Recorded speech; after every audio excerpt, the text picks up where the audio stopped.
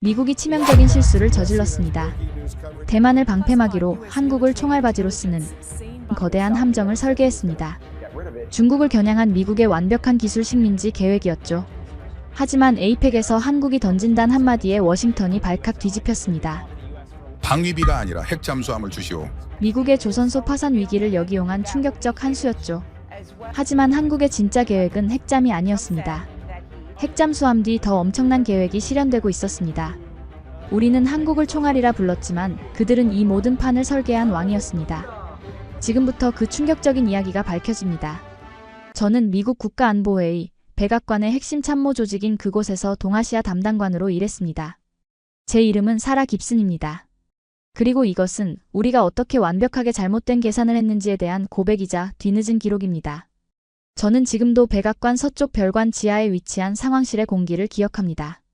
흔히 영화에서 묘사되는 것처럼 거대하고 화려한 곳이 절대 아닙니다. 오히려 그 반대죠. 그곳은 창문 하나 없이 답답하고 언제나 인공적인 조명으로 대낮처럼 밝지만 그 빛은 이상하게도 차가웠습니다. 공기 중에는 24시간 내내 꺼지지 않는 최고 등급의 전산 장비들이 내뿜는 낮은 작동음과 누군가 방금 진하게 내린 쓴 원두물의 향기, 그리고 긴장으로 바싹 마른 사람들의 숨소리가 뒤섞여 있었죠. 그곳에서 우리는 전 세계를 거대한 지도판으로 내려다보았습니다. 그리고 제 임무는 그 지도판의 절반을 차지하는 아시아, 태평양 지역에서 미합 중국의 국익을 수호하는 것이었습니다. 2024년 초 우리가 수립한 전략은 명확했습니다. 수십 년간 이어져 온 기본 골자에서 크게 벗어나지 않았지만 그 어느 때보다도 절박했죠. 그리고 그 전략 보고서의 첫 장은 단 하나의 문장으로 요약될 수 있었습니다. 어떤 희생을 치르더라도 대만을 보호하라. 그 시절 우리 국가안보회의 내부에서 대만은 단순한 우방국이나 동맹 그 이상이었습니다. 그들은 아시아 전체, 아니 자유진영 전체를 지탱하는 거대한 방패였습니다. 왜냐고요? 단 하나의 이유, 바로 그 섬에 존재하는 반도체 거인 때문이었습니다. 이곳 연구소로 자리를 옮긴 지금도 저는 가끔 강단에 서서 학생들에게 똑같은 질문을 던지곤 합니다. 21세기의 석유는 무엇이라고 생각합니까? 활기 넘치는 젊은이들은 대부분 정보 혹은 자료 데이터라고 답합니다. 그럴 때마다 저는 부드럽지만 단호하게 고개를 젓습니다. 아닙니다. 21세기의 진정한 석유는 여러분이 말한 그 방대한 정보를 처리하고 움직이는 최첨단 반도체입니다. 그리고 그 새로운 석유, 전 세계가 사용하는 가장 진보한 반도체의 90% 이상이, 아니 사실상 거의 전부가 바로 대만이라는 저 작은 섬에서 생산되고 있었습니다. 그 반도체 거인은 단순한 공장이 아니었습니다. 그곳은 현대 문명을 뛰게 하는 심장이었습니다. 만약 그 심장이 단 1분이라도 멈춘다면 어떻게 될까요? 전 세계 공장에서 조립 중이던 수억 대의 자동차 생산이 중단됩니다. 여러분 손에 들린 최신 휴대전화는 값비싼 벽돌이 되고 인공지능을 움직이는 거대한 정보 저장소들은 즉시 작동을 멈출 겁니다. 심지어 우리가 적을 향해 발사하는 최첨단 유도탄의 두뇌까지도 그곳에서 나옵니다. 제가 국가안보회의에 제출했던 마지막 분기별 정세 분석 보고서의 제목을 저는 똑똑히 기억합니다. 방패 전략, 그 심장이 멈추는 날. 그 보고서를 작성하기 위해 우리는 국방부와 중앙정보국이 동원할 수 있는 모든 전산 자원을 총동원해 수십 번의 복잡한 모의실험, 이른바 도상훈련을 진행했습니다. 결과는 끔찍하다는 말로도 부족했습니다. 대만에 군사적 충돌이 벌어지거나 혹은 그 반도체 거인의 공장들이 파괴될 경우 세계 경제는 단순한 침체가 아니라 즉각적인 붕괴 단계로 진입했습니다. 우리의 모의실험에 따르면 불과 3개월 이내에 전 지구적인 대공황이 다시 시작된다는 것이 최종 결론이었습니다. 유럽은 물론이고 당장 미국 본토에서 수천만 명의 실업자가 거리로 쏟아져 나오게 됩니다. 그러니 우리의 전략은 복잡할 수가 없었습니다. 선택지는 하나뿐이었죠. 무슨 수를 써서라도 방패를 지켜라. 그 방패가 깨지는 날이 곧 미국의 패권이 끝나는 날이었으니까요. 그렇다면 그 거대하고 절대적이었던 방패 전략 아래에서 대한민국, 즉 한국은 어떤 존재였을까요? 그들은 우리의 훌륭하고 믿음직하며 아주 유용한 조력자였습니다. 기밀 보고서가 오가는 내부 통신망에서 우리는 한국을 총알이라고 불렀습니다. 이 비유는 지난 수십 년간의 경험에 비추어 볼 때 완벽하게 들어맞았습니다. 방패가 아시아 대륙의 팽창을 최전선에서 막아내는 동안 총알은 우리가 필요로 하는 핵심적인 화력을 지체 없이 공급해 주었죠. 그들은 방패가 만들지 못하는 혹은 만들지 않는 우리에게 꼭 필요한 모든 것을 가지고 있었습니다. 세계 최고의 기억장치 반도체는 우리가 새롭게 주도하는 인공지능 혁명의 화약이었습니다. 특히 고대역폭 메모리라고 불리는 그 특수한 기억장치 없이는 엔비디아로 대표되는 인공지능 제국도 존재할 수 없었으니까요. 세계 1위의 조선업은 그 화약을 싣고 전 세계로 나르는 거대한 포신이었습니다. 그들이 쉴 새 없이 찍어내는 액화천 연가스 운반선과 산더미만한 초대형 화물선들은 말 그대로 세계 경제의 혈관 그 자체였죠.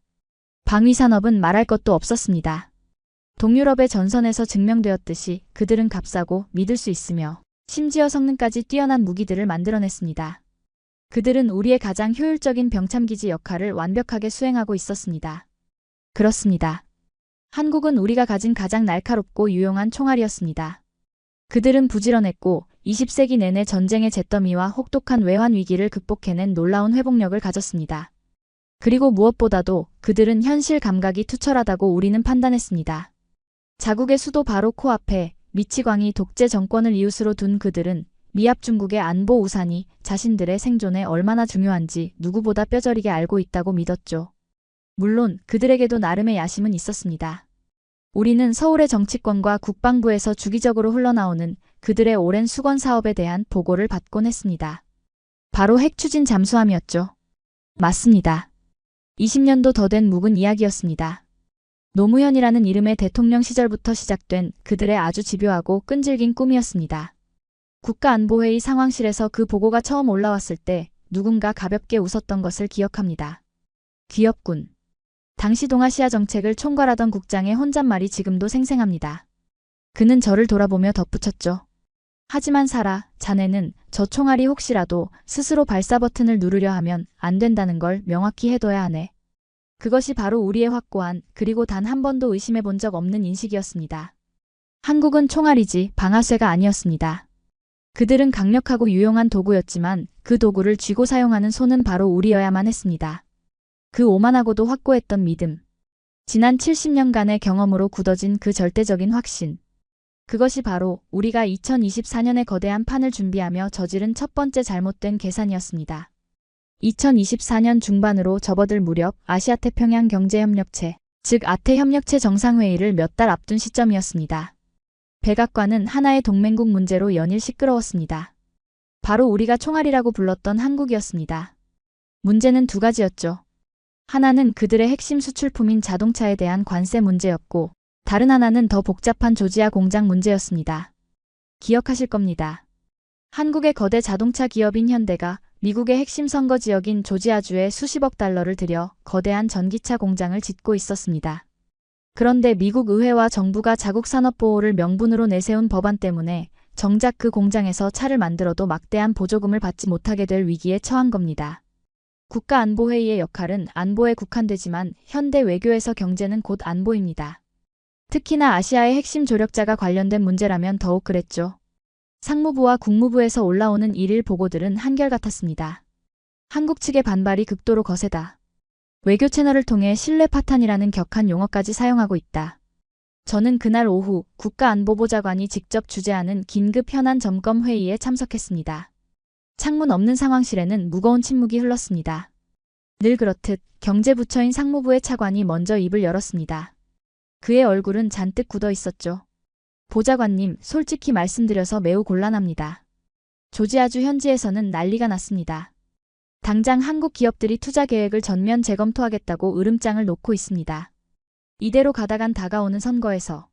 그의 말이 채 끝나기도 전에 외교 라인을 총괄하는 국무부의 동아시아 차관보가 끼어들었습니다. 그는 전형적인 외교관답게 신중했지만 목소리에는 우려가 가득했습니다. 이건 단순한 통상 마찰이 아닙니다. 이건 신뢰의 문제입니다. 서울에서는 뒤통수를 맞았다는 배신감이 팽배합니다. 그들은 우리가 설마 이런 식으로 자신들의 핵심 이익을 침해할 줄은 몰랐다고 합니다. 안보 동맹의 근간이 흔들릴 수 있습니다. 회의실의 모든 시선이 마지막으로 저 사라 깁슨에게 향했습니다. 안보적 관점에서 동아시아 전체의 판을 읽고 있는 제 분석이 필요한 순간이었죠. 저는 조금의 망설임도 없이 준비해 간 자료의 첫 장을 넘기며 입을 열었습니다. 제 분석은 두 분과 다릅니다. 보좌관님. 상황실의 공기가 순간 얼어붙는 것이 느껴졌습니다. 물론 한국 측의 반발은 사실입니다. 하지만 우리는 그 이면을 봐야 합니다. 그들의 격한 반응은 결국 더 많은 것을 얻어내기 위한 협상용 수사에 불과합니다. 늘 냉정한 표정을 잃지 않는 보좌관이 저를 직시하며 물었습니다. 근거는? 명확한 선례가 있기 때문입니다. 저는 회의실 정면의 거대한 화면에 10년 전의 자료를 띄웠습니다. 바로 일본의 사례였습니다. 여러분, 10년 전을 기억하십니까? 우리가 일본과의 무역 불균형을 해소하려 했을 때 도쿄의 반응은 어땠습니까? 지금 서울보다 훨씬 더 격렬했습니다. 그들은 전후 70년 동맹에 대한 배신이라며 모든 언론을 총동원했죠. 하지만 결과는 어땠습니까? 저는 다음 장표를 넘겼습니다. 그들은 결국 막대한 자금을 들여 미국 내에 공장을 더 짓고 우리가 요구한 보조금 정책을 받아들였습니다. 그들은 돈으로 안보를 산 것입니다. 체면은 구겼지만 실리는 지켰다고 스스로를 위로했죠. 사라, 당신은 한국도 결국 일본과 같을 거라고 보는 건가? 더하면 더했지 덜하지 않습니다. 제 목소리에는 한치의 망설임도 없었습니다. 저는 10년 넘게 한국과 일본의 정치 지형을 분석해왔고 이 점에 대해서는 확신했습니다. 두 번째 근거는 그들의 생존 구조입니다. 한국은 수출로 먹고 사는 나라입니다. 그들의 생명줄과도 같은 미국 시장을 포기하면서까지 우리와 무역 전쟁을 감수할 배짱이 없습니다.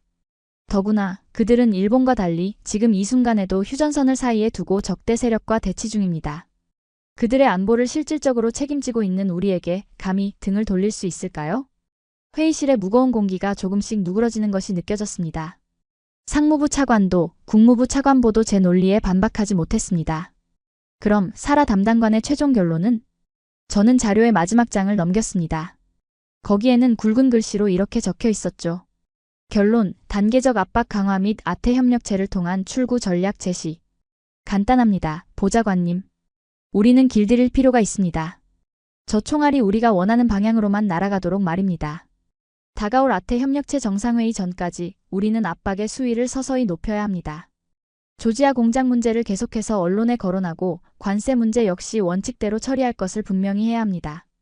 그들이 정말 굴복할까? 반드시 굴복합니다. 저는 그 말을 하면서 지난 70년간의 역사를 떠올렸습니다. 그들은 언제나 그래왔습니다. 우리는 그들이 충분히 고통을 느낄 때까지 압박한 뒤 아태 협력체라는 화려한 무대에서 트럼프 대통령이 관대한 해결책을 선물처럼 제시하는 그림을 만들면 됩니다. 그들은 전 세계가 보는 앞에서 감사를 표하며 체면을 차릴 것이고 우리는 실리를 얻는 거죠. 저는 덧붙였습니다. 일본이 그랬던 것처럼 그들은 약간의 보조금을 더 부담하고 이 문제를 조용히 덮을 겁니다. 이것이 그들이 선택할 수 있는 유일한 현실적인 길입니다. 그때였습니다. 늘 조용히 듣고만 있던 중앙정보국의 파견관이 처음으로 입을 열었습니다. 사라, 한 가지 변수가 있잖소. 그들의 그 오랜 꿈. 핵잠수함 말이오. 회의실의 시선이 다시 저에게로 향했습니다. 저는 가볍게 웃어 보였습니다. 그것이야말로 우리가 이 협상에서 이길 수밖에 없는 이유입니다. 무슨 뜻이지? 그들은 그 꿈을 이루기 위해서라도 절대 우리의 승인을 거역할 수 없습니다. 20년 전에도 그들은 우리 몰래 그걸 시도하다가 처절하게 실패했잖습니까?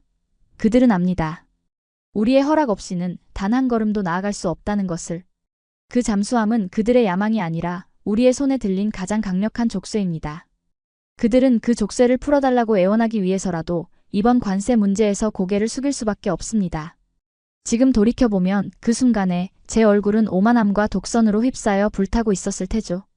저는 제가 아시아 정치의 모든 변수를 완벽하게 읽고 있다고 자만했습니다. 방패인 대만은 반도체 거인을 지키기 위해 우리에게 순종할 것이고 총알인 한국은 안보와 경제라는 두 개의 족쇄 앞에서 결국 무릎 꿇을 것이라고 말입니다. 회의는 정확히 제 제안대로 결론이 났습니다. 좋아, 사라. 자네의 분석을 신뢰하겠네. 아태 협력체 전까지 서울을 최대한 압박하도록. 대신 우리가 보호해야 할 방패인 대만에게는 확실한 당근을 준비해주게. 우리는 그날 회의실을 나오면서 다가올 아태 협력체 정상회의를 미국의 질서가 얼마나 견고한지 다시 한번 전 세계에 과시하는 승리의 무대로 상상했습니다. 방패는 더욱 견고하게 만들고 총알은 확실하게 길들이는 완벽한 각본이었죠. 우리는 우리가 이 거대한 지도판을 움직이는 유일한 선수라고 믿어 의심치 않았습니다. 하지만 우리는 몰랐습니다. 우리가 총알이라고 무시하고 족쇄에 묶여있다고. 조롱했던 그 존재가 지난 20년간 수면 아래에서 무엇을 준비해왔는지. 우리는 그들이 우리가 만든 이 지도판 자체를 뒤집어 엎을 준비를 하고 있었다는 것을 전혀 단 한순간도 상상하지 못했습니다. 우리는 단 한 번도 가정해보지 않았습니다. 만약 그 총알이 스스로 발사되기를 거부한다면? 만약 그 총알이 우리가 아닌 전혀 다른 누군가를 겨누고 있었다면? 아니, 만약 그 총알이 실은 총알이 아니라 이 모든 판을 끝내기 위해 지난 70년간 웅크리고 있던 왕이었다면 어떨까요? 그 오만했던 국가안보회의의 보고서가 대통령의 책상에 올라간 지 불과 몇 주가 채 지나지 않았을 때였습니다. 아태 협력체에 상정할 의제들을 최종 조율하느라 한창 바쁘던 어느 늦은 밤, 제 책상 위에 놓인 붉은색 비상직통 전화가 귀를 찢을 듯이 울렸습니다. 국방부, 펜타곤에서 걸려온 긴급 등급, 최고 등급의 보고였습니다. 하지만 그 보고는 우리가 그토록 압박하고 있던 서울이 아니었습니다. 그것은 우리가 방패라고 그토록 신뢰하고 지켜주려 했던 타이베이, 대만에서 날아온 끔찍한 비보였습니다. 수화기 너머로 합참작전본부장의 갈라진 목소리가 들려왔습니다. 살아, 믿기 힘든 일이 벌어졌네. 그들의 방패에 회복 불가능한 균열이 생겼어. 우리의 완벽했던 계산이, 그리고 우리가 쌓아 올린 오만의 성이 바로 그 순간부터 처참하게 무너져 내리기 시작했습니다. 우리가 언급했던 그 붉은색 비상직통 전화. 그것은 단순한 통신기기가 아니었습니다. 그 전화기는 국가안보회의 담당관의 책상 위에서 마치 언제 터질지 모르는 작은 폭탄처럼 불길한 침묵을 지키고 앉아 있었죠. 그것이 울린다는 것은 우리가 통제하던 세계의 어딘가에서 계산이 아닌 사건이 터졌다는 의미였습니다. 그리고 그날 밤 그 붉은 전화기는 제 심장이 멎을 듯한 날카로운 소리로 울렸습니다. 수화기 너머로 들려온 국방부 합참작전본부장의 목소리는 그 오만했던 회의실 공기처럼 차가웠지만 그 안에는 미세한 균열이 있었습니다. 살아, 자네의 방패에 문제가 생겼네. 저는 순간 숨을 참았습니다. 무슨 말씀이십니까, 장군님? 균열이라니요? 중국 측의 군사 도발입니까? 아니. 그의 목소리는 피로에 지쳐 있었습니다. 도발이 아니야. 자멸일세. 그들의 하이쿤 잠수함 말일세. 하이쿤. 대만 최초의 자국산 잠수함. 그들이 수십 년간 염원했던 스스로를 지킬 수 있다는 자주국방의 상징. 우리가 방패 전략의 핵심 중 하나로 은밀하게 지원했던 바로 그 무기체계였습니다. 잠수함이 어떻게 됐습니까? 가라앉았네. 네. 정확히는 가라앉을 뻔했지. 항구의 정박한 상태에서 시험 가동을 하다가 격실 하나가 통째로 물에 잠겼다고 하네. 저는 순간 제 귀를 의심했습니다. 격실. 침수라고요? 전투 중도 아니고 항해 중도 아니고 항구에서 말입니까? 그렇다네, 살아. 장군의 한숨 소리가 수화기를 타고 넘어왔습니다. 더 최악인 건 그 망신스러운 장면이 현지 언론에 그대로 노출되었다는 거야. 지금 타이베이는 발칵 뒤집혔어. 이건 단순한 기술적 결함이 아닐세. 이건 전략적 재앙이야. 전화를 끊고 저는 차갑게 식어버린 원두물을 입에 털어넣었습니다. 씁쓸한 액체가 목구멍을 타고 내려갔지만 정신은 오히려 더 혼란스러워졌습니다. 격실 침수. 잠수함에 대해 조금이라도 아는 사람이라면 그 단어가 가진 무게를 이해할 겁니다. 잠수함은 물속에서 단 한 방울의 누수도 용납하지 않는 인류가 만든 가장 정교하고 위험한 기계입니다. 그런데 그 심장부와도 같은 격실 하나가 그것도 싸워보지도 못하고 제자리에 서 있다가 물에 잠겼다는 것. 이것은 우리가 그토록 견고하다고 믿었던 방패가 실은 내부에서부터 썩어 문드러지고 있었다는 첫 번째 경고였습니다. 우리가 세웠던 그 완벽한 계산은 거대한 댐과 같았습니다. 그리고 지금 그 댐의 가장 중요한 초석 하나가 굉음을 내며 무너져 내린 것입니다. 다음 날 새벽, 백악관 상황실이 아닌 국가안보회의 보좌관의 개인 집무실에서 긴급 대책회의가 소집되었습니다. 그 공식적인 회의와는 분위기가 완전히 달랐습니다. 그곳에는 불과 몇 시간 만에 초췌해진 얼굴의 핵심 관계자들, 국방, 정보, 그리고 저를 포함한 외교안보 담당관들 뿐이었습니다. 보좌관은 두 손으로 마른 세수를 하며 말했습니다. 좋아, 살아. 보고해. 우리의 방패가 어쩌다 이 지경이 된 거지? 저는 밤새 중앙정보국 타이베이 지부에서 올라온 수십 장의 긴급 전문을 분석한 자료를 펼쳤습니다. 그 안에는 하이쿤 잠수함이 왜 침몰할 수밖에 없었는지에 대한 냉혹한 진실이 담겨 있었습니다. 보좌관님, 문제는 돈이 아니었습니다. 문제는 역량 그 자체였습니다. 저는 첫 번째 장표를 화면에 띄웠습니다. 하이쿤 침몰 원인 분석, 역량의 부재, 우리의 정보망에 따르면 대만은 이 잠수함을 만들 수 있는 기본적인 산업 기반 자체가 없었습니다. 첫째, 그들은 잠수함에 필요한 특수 부품을 조달하는 데 극심한 어려움을 겪었습니다. 부품? 우리가 지원해주지 않았나? 물론입니다. 하지만 잠수함은 수만 개의 부품이 완벽하게 맞물려야 하는 거대한 체계입니다. 우리는 핵심 몇 가지를 제공했지만 나머지는 그들 스스로 해결해야 했습니다. 하지만 그들은 그러지 못했습니다. 둘째, 설사 부품을 구한다 해도 그것을 시험하고 검증할 설비가 턱없이 부족했습니다.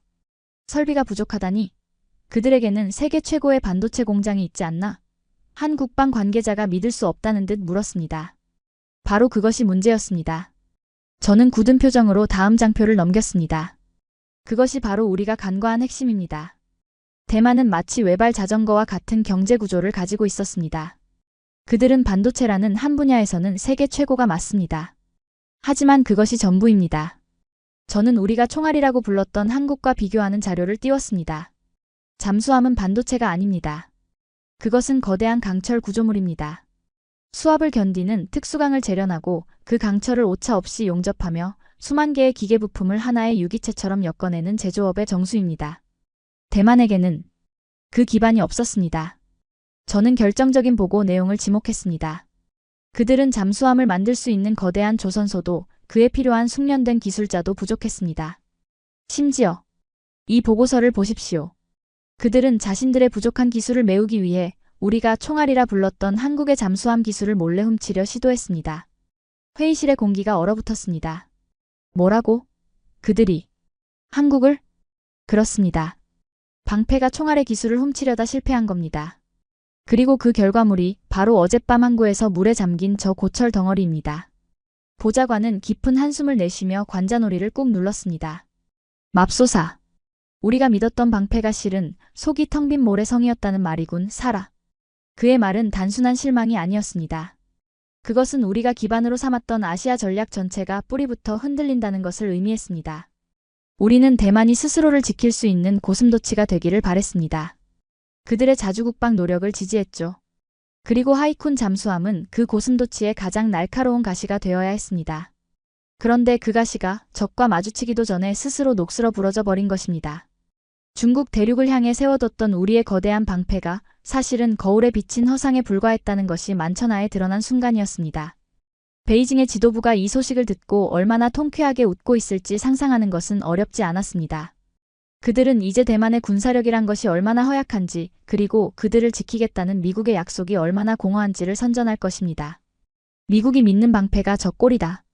더 심각한 문제는 따로 있었습니다. 저는 밤새워 하이쿤의 침수 자료를 분석하면서 자연스럽게 또 다른 국가의 잠수함 자료를 함께 검토할 수밖에 없었습니다. 바로 우리가 총알이라고 족쇄에 묶여있다고 오만하게 판단했던 나라. 한국이었습니다. 그들의 자료를 화면 한쪽에 띄워놓고 침수된 하이쿤의 사진과 나란히 비교해 보았을 때 저는 등줄기에 식은땀이 흐르는 것을 느꼈습니다. 이건 비교 자체가 불가능한 수준이었습니다. 우리는 하이쿤이라는 조악한 초기 견본함 하나가 물에 잠긴 것을 두고 재앙이라고 말하고 있었습니다. 그런데 한국은 어떻습니까? 그들은 이미 세계 최고 수준의 디젤 잠수함을 스스로 건조하고 있었습니다. 그것도 모자라 인도네시아 같은 해외 시장에 잠수함을 수출하는 나라였습니다. 그들은 이미 수십 년 전부터 거대한 철갑상어떼를 바닷속에 풀어놓고 있었습니다. 그리고 제가 찾아낸 가장 충격적인 보고서. 그들은 이미 수년 전에 전 세계에서 단 7개 나라만이 성공했던 잠수함 발사탄도 유도탄의 수중 발사에 성공했습니다. 머리를 망치로 한 대 맞은 듯한 충격이었습니다. 잠수함 발사탄도 유도탄. 그것은 지상에서 쏘는 유도탄과는 차원이 다른 무기입니다. 레이더에 잡히지 않는 바닷속 깊은 곳에서 적의 심장을 향해 쏘아 올리는 가장 은밀하고 치명적인 비수. 그것은 오직 핵무기 보유국들만이 운용하는 궁극의 전략 무기였습니다. 그런데 핵무기도 없는 한국이, 핵추진 잠수함도 없는 한국이 어떻게 그 무기를 먼저 개발해낸 것입니까? 그것은 마치 총을 만들기도 전에 그 총에 들어갈 가장 강력한 특수탄환을 먼저 개발해낸 것과 같았습니다. 그때 깨달았습니다. 우리가 귀여운 야망이라며 비웃었던 그들의 핵추진 잠수함 수건. 그것은 단순한 꿈이 아니었습니다. 그들은 이미 탄환을 완성해놓고 이제 그 탄환을 쏠 수 있는 가장 완벽한 총을 요구하고 있었던 것입니다. 우리는 하이쿤이라는 장난감 배가 물에 잠긴 것을 보며 절망하고 있는데 총알이라고 무시했던 한국은 이미 우리도 두려워할 만한 전략 무기를 손에 쥐고 있었던 겁니다. 격실 침수, 부품 조달 실패, 기술 절도 미수. 대만의 처참한 실패는 그 자체로도 재앙이었지만 그것은 동시에 한국이라는 존재가 얼마나 압도적인 역량을 가진 괴물인지를 역설적으로 증명하고 있었습니다. 우리는 외발 자전거를 타는 대만을 우리의 방패로 삼고 온갖 첨단 무기를 스스로 만들어내는 한국을 총알로 취급하며 길들이려 했습니다. 이 얼마나 끔찍하고 오만한 착각이었습니까? 저는 긴급 회의실의 보좌관을 바라보며 마른 입술을 뗐습니다. 보좌관님, 문제가 생각보다 훨씬 더 심각합니다. 방금 자네가 보고한 것보다 더... 네. 대만의 실패가 문제가 아닙니다. 진짜 문제는 우리가 아태협력체에서 압박하려 했던 한국이 우리가 상상했던 조력자가 아니라는 사실입니다. 저는 한국의 잠수함 발사탄도 유도탄 발사 성공 자료를 화면에 띄웠습니다. 회의실의 모든 이들이 숨을 삼켰습니다. 이게 대체 언제? 이미 몇 년 전입니다. 우리는 이 사실을 알고 있었지만 애써 외면했습니다. 그저 그들의 방어용이라고 축소 해석했죠. 하지만 보십시오. 그들은 방패가 무너진 지금 자신들이 유일한 대안임을 증명하는 무기를 이미 손에 쥐고 있었습니다. 그 순간 우리가 세웠던 모든 전략이 공중에서 분해되는 소리가 들리는 듯 했습니다. 방패는 스스로 무너졌습니다. 그런데 우리가 총알이라고 불렀던 존재는 우리가 상상조차 못했던 비수를 품고 있었습니다. 이제 아태협력체 정상회의는 우리가 계획했던 승리의 무대가 아니었습니다. 그것은 우리가 방패를 잃은 채 비수를 든 조력자를 어떻게든 달래야만 하는 절체절명의 위기 협상장이 되어버렸습니다. 우리는 조지아 공장 문제로 그들을 굴복시킬 수 있다고 자신했습니다. 하지만 지금 상황은 정반대였습니다. 오히려 그들이 무너진 우리의 방패를 대신할 유일한 존재가 되어버렸습니다. 저는 보좌관의 굳은 얼굴을 보며 생각했습니다. 우리는 함정에 빠졌다. 우리의 전략은 이미 저 물에 잠긴 하이쿤 잠수함과 함께 수장되었습니다. 그리고 다가오는 아태협력체에서 우리가 총알이라고 불렀던 그 존재는 분명 우리에게 상상도 못할 청구서를 내밀 것입니다. 그 끔찍한 예감은 곧 현실이 되어 백악관을 강타했습니다. 우리가 목격했던 스스로 물에 잠긴 대만의 그 하이쿤 잠수함은 단순한 사고가 아니었습니다. 그것은 우리가 70년간 유지해온 아시아 전략이라는 거대한 건축물의 가장 큰 기둥이 썩어 무너져 내린 끔찍한 징조였습니다. 우리는 충격에 빠졌지만 그렇다고 해서 우리가 세운 전체 계획을 포기할 수는 없었습니다.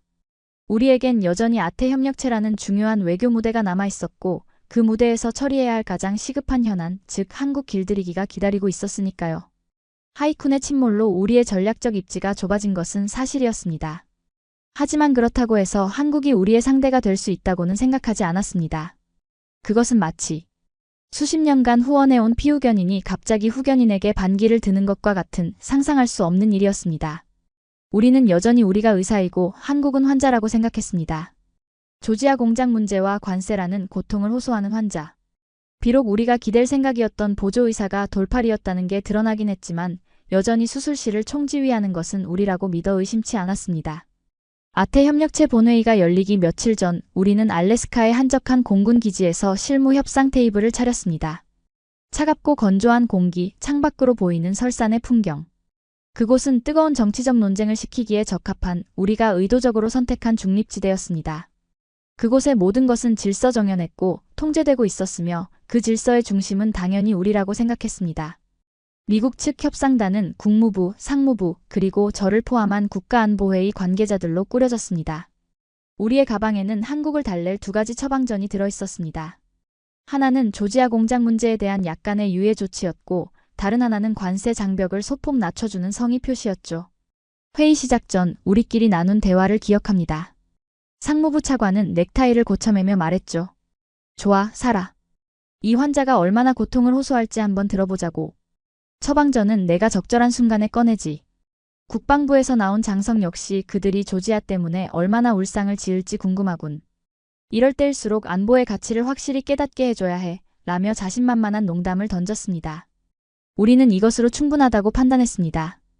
우리가 분석했듯이 그들은 결국 안보와 경제 논리 앞에서 이 정도의 선물에 감사하며 물러설 것이라 예상했습니다. 드디어 협상실의 문이 열리고 한국 측 대표단이 들어섰습니다. 저는 그 순간의 기묘한 위화감을 평생 잊지 못할 겁니다. 우리는 환자를 기다리고 있었습니다. 고통을 호소하고 억울함을 토로하며 더 많은 진통제를 요구할 초조한 얼굴의 환자 말입니다. 문을 열고 들어오면서부터 이건 부당하다. 동맹국에게 이럴 수 있느냐며 격앙된 목소리를 낼 준비가 된 사람들을 상상했습니다. 하지만 문을 열고 들어온 사람들은 환자가 아니었습니다. 그들은 너무나도 침착했습니다. 조지아주에서 수십억 달러의 손해를 눈앞에 둔 사람들 특유의 절박함이나 분노가 전혀 보이지 않았습니다. 그들의 표정은 마치 알래스카의 저 설산처럼 차갑고 고요했습니다. 그들의 걸음걸이에는 망설임이 없었고 우리를 바라보는 눈빛에는 두려움이나 애원이 아닌 알 수 없는 평가의 시선이 담겨 있었습니다. 대표단의 수석대표는 강이라는 성을 가진 외교부에서 잔뼈가 굵은 노련한 협상가였습니다. 그는 우리와 가벼운 악수를 나누고 자리에 앉아 우리가 준비한 자료를 묵묵히 바라보았습니다. 그의 양옆에 앉은 국방부와 산업부 관계자들 역시 마치 잘 짜인 연극의 배우들처럼 미동도 없이 그를 따랐습니다. 먼저 입을 연 것은 우리의 상무부 차관이었습니다. 그는 우리 측이 얼마나 관대한지를 보여주기 위해 의도적으로 부드러운 목소리를 냈습니다. 강 대표님, 그리고 한국 대표단 여러분.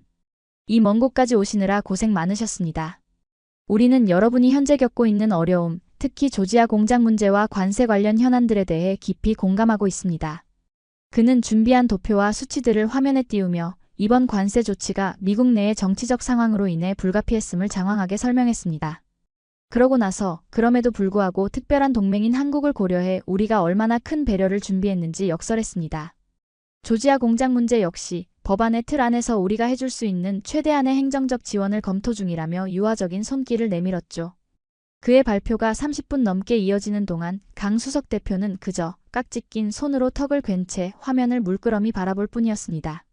고개를 끄덕이지도 반박을 위해 메모를 하지도 않았습니다. 그 침묵이 길어질수록 협상실의 공기는 설명할 수 없는 무게감으로 가라앉기 시작했습니다. 자신만만하게 처방전을 설명하던 상무부 차관의 목소리도 점차 기어들어갔습니다. 그는 마치 벽을 보고 이야기하는 사람처럼 보였습니다. 마침내 상무부 차관이 준비한 선물 보따리를 모두 풀어놓고 마른 입술을 축이며 숨을 골랐습니다. 자, 이것이 우리의 최종 제안입니다.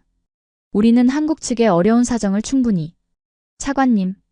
강 수석 대표가 처음으로 입을 열었습니다. 그의 목소리는 낮고 부드러웠지만 방 안의 모든 소리를 단숨에 집어삼킬 만큼의 기묘한 힘이 있었습니다. 방금 하신 그 포괄적인 검토에 감사드립니다. 하지만 그가 깍지 꼈던 손을 풀고 테이블 위로 가지런히 내려놓았습니다. 그 느리고 절제된 동작에 우리 모두의 시선이 집중되었습니다. 우리는 오늘 그 문제를 논의하러 이 자리에 온 것이 아닙니다. 상무부 차관의 얼굴이 순간 굳어졌습니다. 네, 그 문제라니요? 지금 조지아 공장과 관세 문제가 얼마나 시급한. 그건 현안이겠지요. 강 수석 대표가 말을 잘랐습니다. 물론 중요한 문제입니다. 하지만 그것은 증상일 뿐 본질이 아닙니다. 우리는 증상을 치료하러 온 것이 아니라 우리 두 나라 관계의 근간을 이야기하고 싶습니다. 저를 포함한 미국 측 대표단 모두가 당혹감을 감추지 못했습니다. 이게 무슨 의도지? 근간이라니? 그들은 지금 판을 엎겠다는 것인가? 아니면 이 경제 문제를 안보 문제와 연계해서 더 큰 것을 얻어내려는 우리가 예상했던 것보다 훨씬 더 큰 허세를 부리는 것인가? 국무부 차관보가 조심스럽게 끼어들었습니다. 그는 외교관 특유의 노련함으로 상황을 수습하려 했습니다. 강 대표님. 근간이라 하시면 70년간 이어진 우리의 굳건한 안보 동맹을 말씀하시는 겁니까? 우리는 그 동맹이 그 어느 때보다. 맞습니다. 안보 동맹입니다. 강 대표는 가방에서 서류 한 장을 꺼냈습니다. 그것은 수십 장에 달하는 우리의 두꺼운 협상 자료와는 달리 믿을 수 없을 만큼 단출한 한 장짜리 문서였습니다. 우리는 오늘 돈을 이야기하러 온 것이 아닙니다. 그 한마디에 저는 우리가 그들은 결국 돈으로 안보를 살 것이다라고 내렸던 그 오만한 결론이 산산조각 나는 소리를 들었습니다. 돈은 필요 없습니다. 그가 다시 한번 못을 박았습니다. 조지아 공장 문제는 우리 기업들이 스스로 해결할 것입니다. 관세 문제 역시 우리는 우리만의 방식으로 헤쳐나갈 것입니다. 우리는 그런 시혜를 구걸하러 이 자리에 앉아 있는 것이 아닙니다. 그 대신 그는 우리 대표단을 천천히 둘러보았습니다. 우리는 20년간 기다려온 우리의 수건에 대한 답을 듣고 싶습니다. 순간 제 머릿속에서 그때의 회의가 스쳐 지나갔습니다. 귀여운 야망. 족쇄. 아니 설마. 그들은 정말로 이 자리에서 우리는 핵 추진 잠수함의 보유를 승인받고 싶습니다. 협상실은 물을 끼얹은 듯 조용해졌습니다. 알래스카 기지의 난방장치가 돌아가는 낮은 소리만이 유일하게 들려왔습니다. 미국 측 대표단은 서로의 얼굴을 쳐다보았습니다. 당혹감은 이내 실소로 변했습니다. 국방부에서 파견된 장성은 노골적으로 헛웃음을 터뜨리기까지 했습니다. 아, 지금 뭐라고 하셨습니까, 강 대표? 상무부 차관이 되물었습니다. 그는 자신이 잘못 들었다고 생각하는 듯 했습니다. 지금 이 조지아 공장 문제가 걸린 마당에 그걸 요구하시는 겁니까? 이건 협상이 아니라 농담이시겠지요? 이것은 우리가 상상했던 환자의 모습이 아니었습니다. 이것은 반란이었습니다. 우리가 족쇄라고 불렀던 그들의 가장 큰 약점을 스스로 건드린 것입니다. 저는 이것이 그들의 마지막 허세라고 판단했습니다. 관세 협상에서 유리한 고지를 점하기 위해 말도 안 되는 요구를 던져 판을 흔들려는 속셈이라고 말입니다. 그들은 자신들이 무슨 말을 하는지조차 모르는 것이 분명했습니다. 제가 나서서 이 어리광을 제압해야겠다고 생각한 순간이었습니다. 강 대표님, 제가 차갑게 입을 열었습니다. 제 목소리는 알래스카의 공기보다도 더 차가웠을 겁니다. 매우 흥미로운 제안이군요. 하지만 시점과 장소가 극도로 부적절하다는 생각은 안 드십니까? 우리는 지금 수십억 달러의 경제 현안을 논의 중입니다. 당신들의 공장 노동자들이 일자리를 잃을지도 모르는 심각한 상황입니다. 그런데 당신들은 전략 무기를 달라고 하시는군요. 그것도 우리가 20년간 당신들의 바로 그 노무현 대통령 시절부터 일관되게 거절해 온 것을 말입니다. 부적절하지 않습니다. 깁슨 담당관. 강 대표는 저를 똑바로 바라보며 말했습니다. 그의 눈빛에는 환자의 애원이나 반란군의 객기가 아닌 의사의 냉철함이 서려 있었습니다. 오히려 지금이 아니면 안 될 가장 절박한 시점입니다. 당신들에게 말입니다. 네, 우리에게. 순간 협상실의 주도권이 넘어가는 기이한 감각이 저를 덮쳤습니다. 이것은 환자가 아니라 의사였습니다. 우리가 환자라고 불렀던 그가 사실은 수술대에 누운 우리를 진단하기 위해 온 것이었습니다. 강 대표는 자신이 가져온 그 한 장짜리 문서를 테이블 중앙으로 밀었습니다. 깁슨 담당관, 당신은 국가안보회의 소속이니 누구보다 잘 아시겠지요. 지금 당신들의 해군 조선소 상황이 어떻습니까? 그 한마디에 저를 포함한 미국 측 대표단의 얼굴이 하얗게 질렸습니다. 국방부 장성은 마시던 물을 뿜을 뻔했습니다. 이것은 우리가 1급 기밀로 분류하며 동맹국은커녕 의회에조차 축소 보고하던 우리의 가장 치명적인 약점이었습니다. 미국 해군의 잠수함 조선소는 사실상 붕괴 상태였습니다. 숙련된 기술자들은 은퇴했고 젊은이들은 더 이상 힘들고 위험한 조선소에 오지 않았습니다. 우리는 새로운 잠수함을 건조하는 것은 고사하고 기존에 운용 중인 잠수함의 수리조차 제때 하지 못해 수십 척의 핵추진 잠수함이 항구에서 녹슬어 가고 있었습니다. 이것은 우리의 힘을 좀먹는 암세포와도 같은 문제였습니다. 어떻게 그 정보를? 국방부 장성이 더듬거리며 말했습니다. 그의 얼굴은 방금 전에 그 오만한 조소가 사라지고 경악으로 물들어 있었습니다. 우리가 환자로 보이십니까, 장군? 강 대표가 싸늘하게 말했습니다. 우리는 지난 70년간 당신들의 가장 가까운 동맹이었습니다. 당신들의 맥박이 어떻게 뛰는지, 어디가 아픈지 우리가 모를 거라고 생각하셨습니까? 그는 말을 이었습니다. 그의 목소리는 더 이상 부드럽지 않았습니다. 그것은 메스와도 같이 날카로웠습니다. 당신들은 지금 호주의 핵추진 잠수함을 팔겠다고 전 세계에 약속했습니다. 오커스라고 하셨지요. 아주 멋진 계획입니다. 하지만 온 세상이 압니다. 당신들은 호주의 팔 잠수함은커녕 자국 함대의 수리조차 감당하지 못하고 있다는 것을 말입니다. 이것은 협상이 아니었습니다. 이것은 해부였습니다. 우리가 환자라고 불렀던 그가 어느새 수수리가 되어 우리의 가슴을 열어젖히고 우리의 썩어가는 심장을 꺼내 보이고 있었습니다. 당신들의 방패는 어떻습니까? 그가 그 사건을 거론했습니다. 당신들이 믿었던 대만은 스스로 잠수함 하나 건조할 역량이 없다는 것이 불과 몇 주 전에 전 세계에 증명되었습니다. 그들은 당신들의 방패가 될 수 없습니다. 그들은 스스로를 지킬 능력조차 없는 깨지기 쉬운 유리그릇에 불과합니다. 그는 21번 골랐습니다. 협상실의 모든 미국인들이 마치 죄인처럼 그의 다음 말을 기다리고 있었습니다. 이제 우리의 이야기를 해보죠. 그가 화면에 무언가를 띄웠습니다.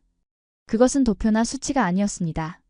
수십만 톤급의 거대한 선박들이 빽빽하게 들어찬 거대한 조선소의 전경이었습니다.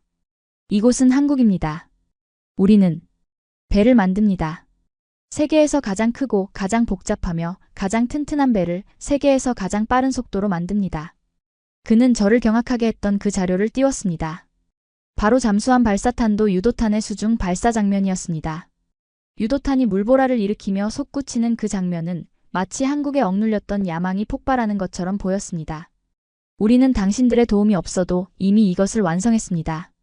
우리는 당신들이 상상하는 것보다 훨씬 더 멀리 와 있습니다. 우리는 이미 세계 7번째로 이 무기를 가진 나라입니다. 그리고 마침내 결정적인 한마디가 날아왔습니다. 당신들은 배를 만들 능력을 잃었고 당신들의 방패는 깨졌습니다. 반면에 우리는 세계에서 유일하게 당신들의 그 구멍을 메울 수 있는 대안입니다. 강 대표는 몸을 앞으로 숙이며 우리의 눈을 하나하나 맞췄습니다. 그러니 깁슨 담당관. 이것은 요구가 아닙니다. 이것은 거래 제안입니다. 거래 제안이라고요? 그렇습니다. 우리는 당신들의 무너진 조선소 기반을 재건하는 것을 도울 수 있습니다. 당신들이 호주와 한 그 지키지 못할 약속을 우리가 이행할 수 있도록 도울 수도 있습니다. 우리는 그럴 역량이 있으니까요. 그 대신 우리의 20년 수건을 승인하십시오. 우리는 그 잠수함을 움직일 수 있는 심장, 즉 핵연료를 원합니다. 백악관은 충격에 빠졌습니다. 이것은 조력자의 반란이 아니었습니다. 이것은 채권자의 방문이었습니다. 우리는 그들을 환자 취급하며 조지아 공장 문제로 그들을 굴복시킬 수 있다고 자신했습니다. 하지만 그들은 우리의 생명줄이 걸린 조선소 붕괴 문제를 들고 와서 우리의 숨통을 쥐었습니다. 그들은 굴복 대신 정산서를 내밀었습니다. 그들은 관세를 깎아달라고 애원하러 온 것이 아니었습니다.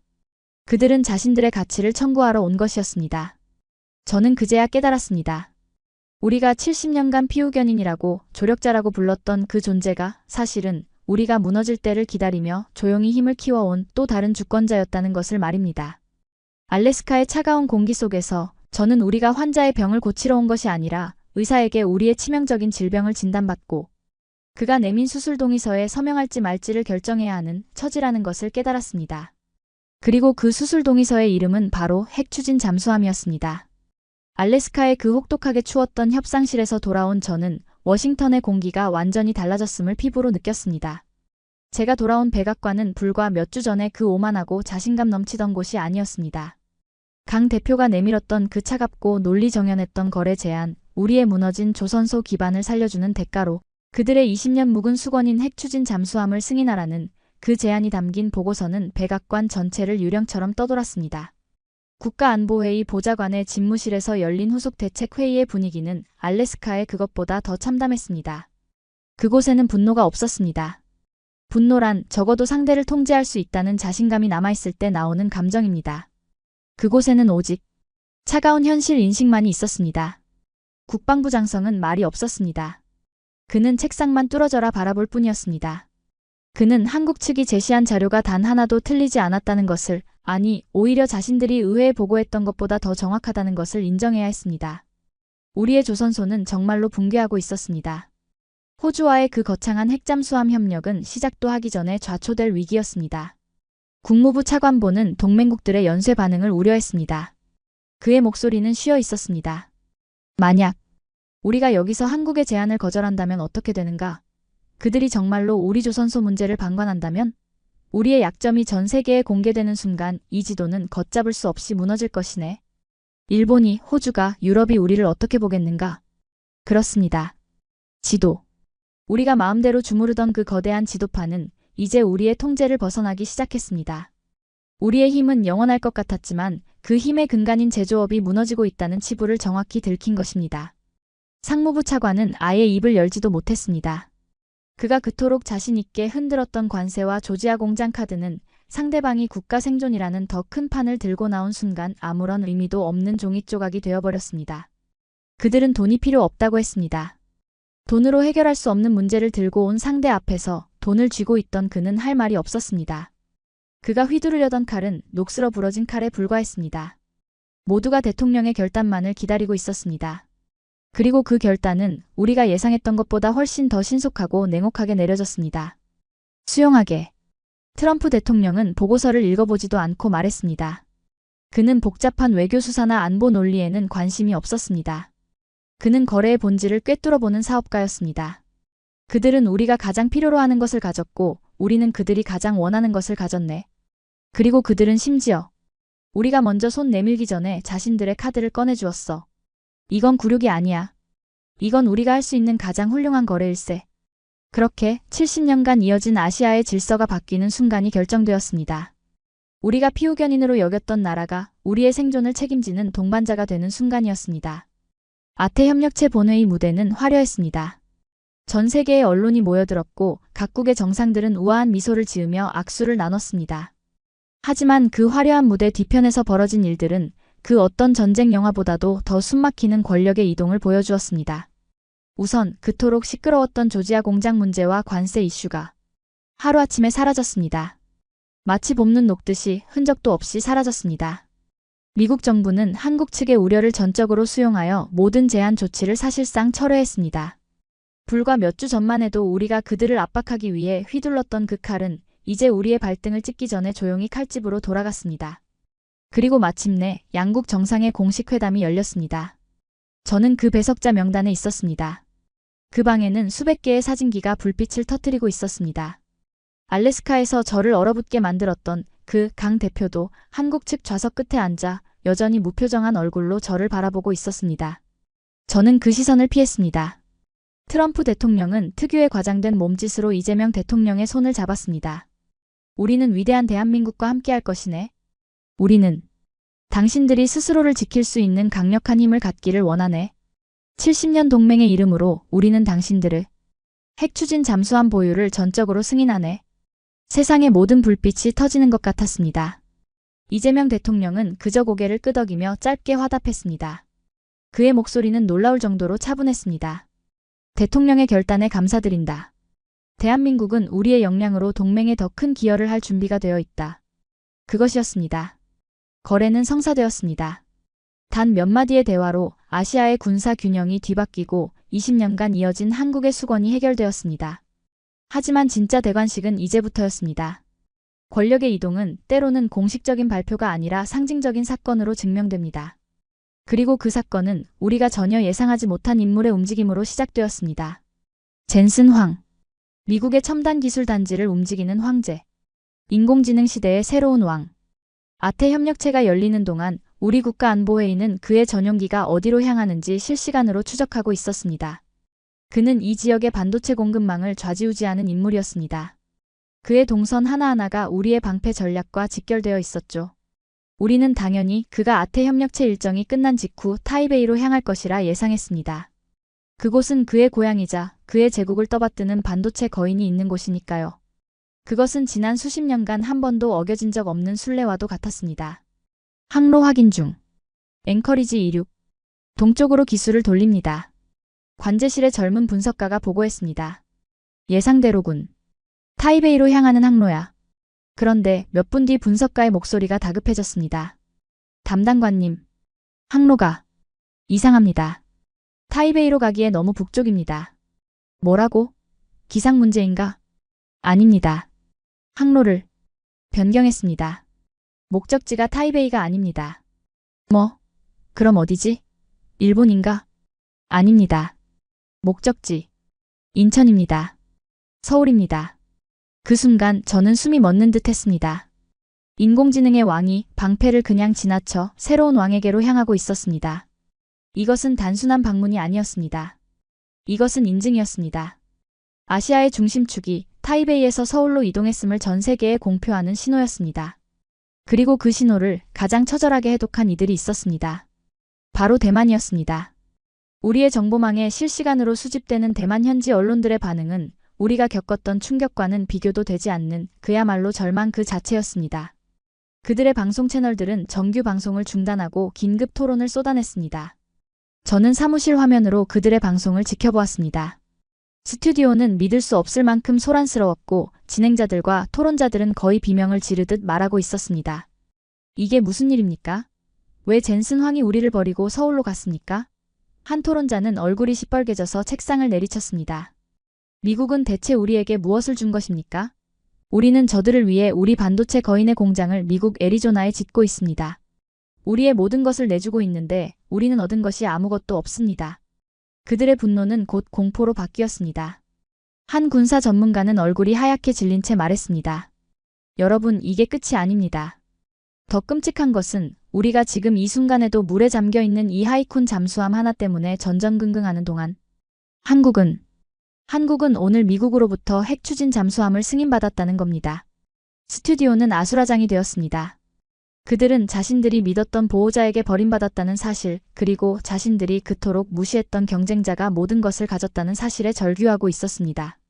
그들은 하이쿤의 침수가 단순한 사고가 아니라 자신들의 운명이 가라앉는 징조였음을 깨닫고 있었습니다.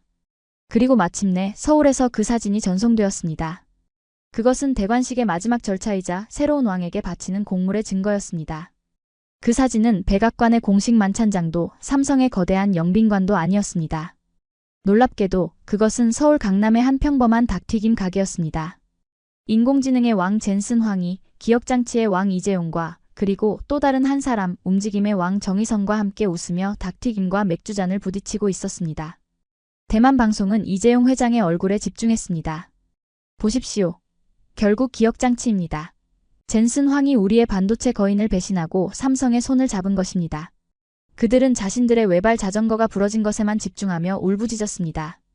삼성이 우리의 모든 것을 빼앗아갔다. 그때였습니다.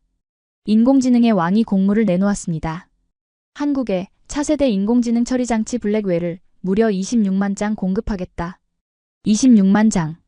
그 숫자를 들은 저도 모르게 자리에서 일어났습니다. 대만 방송은 그 숫자가 의미하는 돈의 가치에만 매달렸습니다. 저것은 수십조 원이다. 저 돈이면 하이쿤을 10척도 더 만들 수 있다. 라면서 말이죠. 하지만 저는 달랐습니다. 국가안보회의의 담당관이었던 저는 그 숫자가 돈이 아니라 전략적 가치라는 것을 알았습니다. 26만 개의 두뇌. 그것은 새로운 왕에게 바치는 어마어마한 공물이었습니다. 그것은 단순한 부품 공급 계약이 아니었습니다. 그것은 한 나라의 산업 전체를 다음 세대로 도약시킬 수 있는 연료였습니다. 대만 언론은 절망했습니다. 그들은 자신들이 모든 것을 잃었다고 생각했습니다. 자신들의 유일한 무기였던 반도체 제조의 패권마저 삼성에게 넘어갔다고 통곡했습니다. 하지만 저는 그 아수라장이 된 대만 방송 화면을 꺼버렸습니다. 그리고 다시 서울의 그 닭튀김 가게 사진을 화면 가득 띄웠습니다. 대만은 여전히 판을 잘못 읽고 있었습니다. 그들은 이 모든 소동의 원인을 고작 기억장치 때문이라고 생각했습니다. 하지만 그들은 틀렸습니다. 그들은 진짜 공포를 보지 못하고 있었습니다. 제 눈은 워싱턴 국가안보회의의 제 눈은 이재용 회장이 아니었습니다. 저는 그 옆에서 조용히 웃고 있던 또 다른 왕, 현대차의 정의선 회장을 바라보고 있었습니다. 그 순간 저는 깨달았습니다.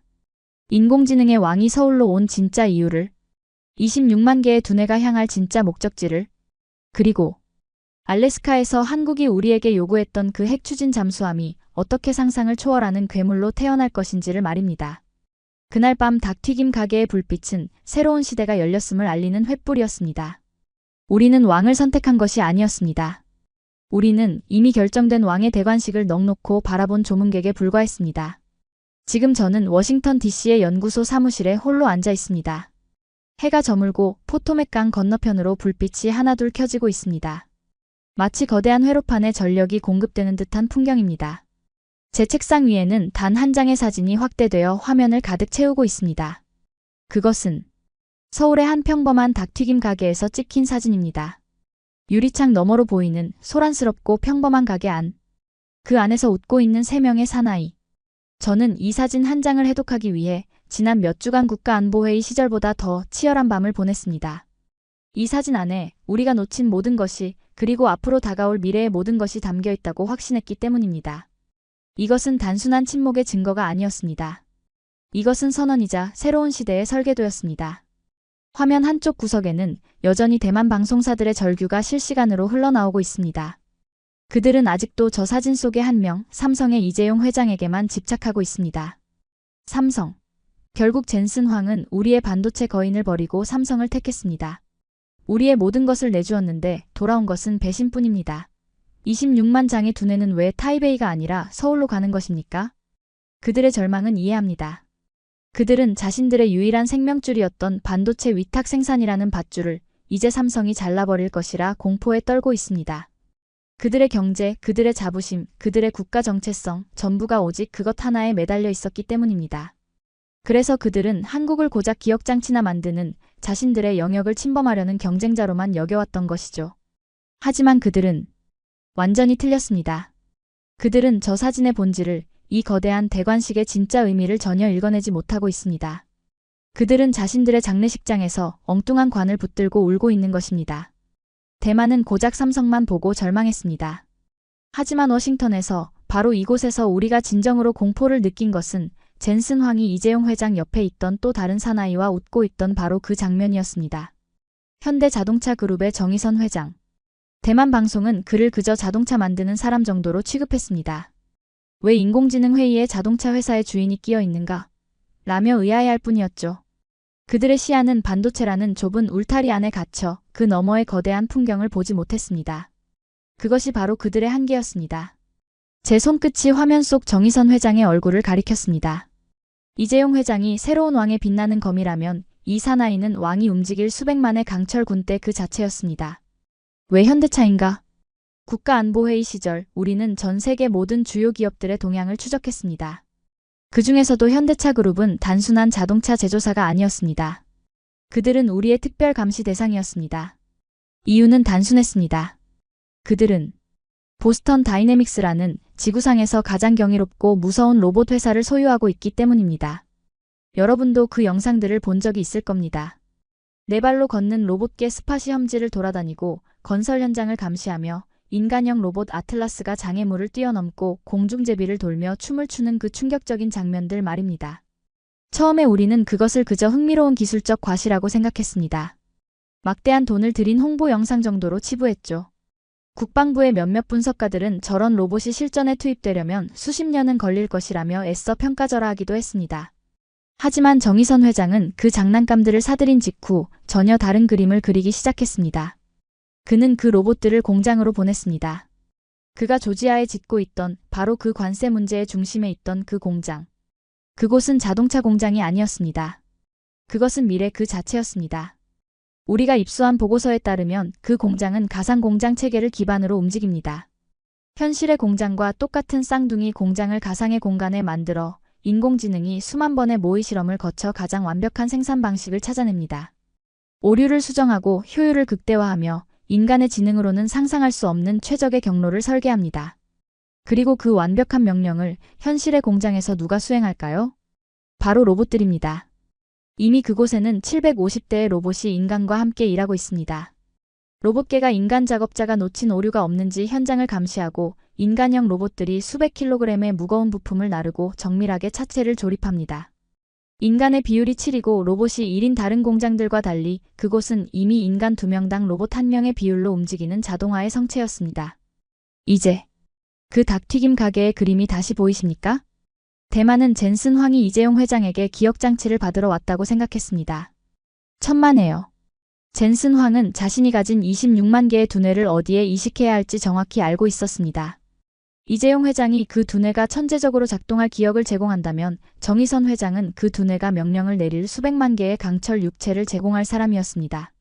그날 닭튀김 가게에 모인 세 사람은 인공지능과 기억장치와 로봇이라는 다음 세대를 지배할 세 가지 힘의 화신 그 자체였습니다. 그들은 서로의 필요를 확인하고 새로운 시대의 동맹을 맺은 것입니다. 그렇다면 이 무시무시한 삼위일체가 만들고자 하는 궁극의 피조물은 무엇일까요? 고작 자동차일까요? 저는 떨리는 손으로 책상 서랍을 열었습니다. 그리고 우리가 서명했던 그 수술 동의서를 꺼냈습니다. 알래스카에서 그들이 요구했던 바로 그 문서. 대한민국 핵추진 잠수함 건조 승인. 그 순간 모든 조각이 하나로 맞춰졌습니다. 우리는 우리의 무너진 조선소 기반을 되살리기 위해 그들의 조선 기술이 필요하다고 생각했습니다. 그래서 거래를 승인했죠. 하지만 우리는 또다시 그들의 야망을 과소평가했습니다. 그들은 자신들의 새로운 왕국을 건설할 이 잠수함을 우리처럼 늙어가는 기술자들의 손에 맡길 생각이 애초에 없었습니다. 한국은 자동차를 만들던 그 방식 그대로, 즉 인공지능 두뇌와 로봇의 육체를 이용해 인간의 개입이 최소화된 완전 자동화 조선소에서 다음 세대의 핵추진 잠수함을 건조하려 하고 있습니다. 젠슨 황의 26만 개 두뇌는 삼성의 기억장치를 만나 현대차의 로봇팔에 명령을 내릴 것입니다. 오차 없이 용접하라. 수압을 견디도록 조립하라. 그들의 진짜 야망은 자동차의 왕이 아니었습니다. 그들은 바다의 왕이 되려는 것입니다. 왜 그토록 바다에 집착하는 것일까요? 왜 그들은 20년의 수건이었던 핵추진 잠수함에 이 모든 것을 쏟아붓는 것일까요? 저는 책상 위에 또 다른 보고서를 열었습니다. 북극 항로에 대한 분석 자료였습니다. 지구가 더워지면서 얼음이 녹아내린 북극해에 새로운 바닷길이 열리고 있습니다. 아시아에서 유럽으로 가는 가장 빠른 길. 기존의 항로보다 수천 킬로미터를 단축시킬 수 있는 21세기의 황금 수로입니다. 한국은 무역으로 먹고 사는 나라입니다. 그들에게 이 새로운 항로는 국가의 명운이 걸린 생명선입니다. 그리고 그 생명선을 지키기 위해 그 얼음 바다 밑을 무한정 자망하며 자국의 상선들을 보호할 수 있는 강력한 힘이 필요합니다. 그것이 바로 핵추진 잠수함입니다. 그들은 우리가 파악했던 그 잠수함 발사탄도 유도탄을 탑재하고 북극 항로를 지배하는 유령 함대를 건설하려는 것입니다. 그들의 야망은 한반도 주변의 좁은 바다에 머물러 있지 않았습니다. 그들은 대양을 그리고 세계 경제의 새로운 동맥을 지배하려 하고 있습니다. 저는 창밖에 어두워진 워싱턴을 바라보았습니다. 우리는 70년간 스스로를 세계의 경찰이라 불렀습니다. 하지만 이제 저 먼 동쪽의 작은 나라가 우리도 감히 상상하지 못했던 방식으로 인공지능과 로봇과 조선수를 융합해 다음 세대의 전쟁 그 자체를 지배하려 하고 있습니다. 대만은 고작 기억장치를 빼앗겼다고 울부짖고 있습니다. 하지만 우리는 압니다. 한국은 기억장치를 넘어 육체를 가졌고 마침내 두뇌까지 손에 넣었습니다. 그리고 우리는 그 두뇌가 탑재될 가장 무서운 심장을 우리 손으로 승인해 주었습니다. 그날 밤 서울의 그 닭튀김 가게에서 들렸던 그들의 웃음소리는 새로운 왕의 등극을 알리는 축배였습니다. 우리는 왕을 선택한 것이 아니었습니다. 어쩌면 우리는 처음부터 거부할 수 없는 힘으로 부상하는 그 왕에게 그저 선택당한 것일지도 모른다. 여러분, 오늘 이야기 어떻게 보셨습니까? 미국이 총알바지로 얕봤던 한국이 사실은 이 모든 판을 설계한 왕이었다는 사실에 가슴이 웅장해지지 않으십니까? 알래스카 협상장에서 관세를 깎아달라고 애원할 줄 알았던 한국이 오히려 핵잠수함을 주시오라며 미국의 무너진 조선소라는 치부를 정확히 찔렀던 순간 이것이 바로 힘이 아닌 전략으로 승리하는 방식입니다. 이 이야기는 우리 대한민국이 더 이상 누군가의 방패막이나 조력자가 아님을 선언합니다. 우리는 이제 인공지능과 로보틱스 그리고 세계 최강의 조선 기술을 융합해 미래의 바다, 저 북극 항로를 지배할 새로운 왕으로 우뚝 서고 있습니다. 이 거대한 비전이 여러분의 가슴을 뛰게 했다면 좋아요와 공유를 통해 더 많은 분들에게 이 자부심을 나눠주십시오. 여러분은 오늘 이야기에서 환자 취급받던 한국이 의사가 되어 미국의 치부를 진단하던 순간과 젠슨 황이 삼성이 아닌 현대차를 만났다는 마지막 반전 중 어떤 장면에서 가장 전율을 느끼셨습니까? 댓글로 여러분의 감상을 남겨주시기 바랍니다. 오늘 영상이 재밌으셨다면 구독과 좋아요 한 번씩 부탁드리고 저는 다음에 더 놀라운 이야기로 찾아오겠습니다. 지금까지 감동띵동이었습니다.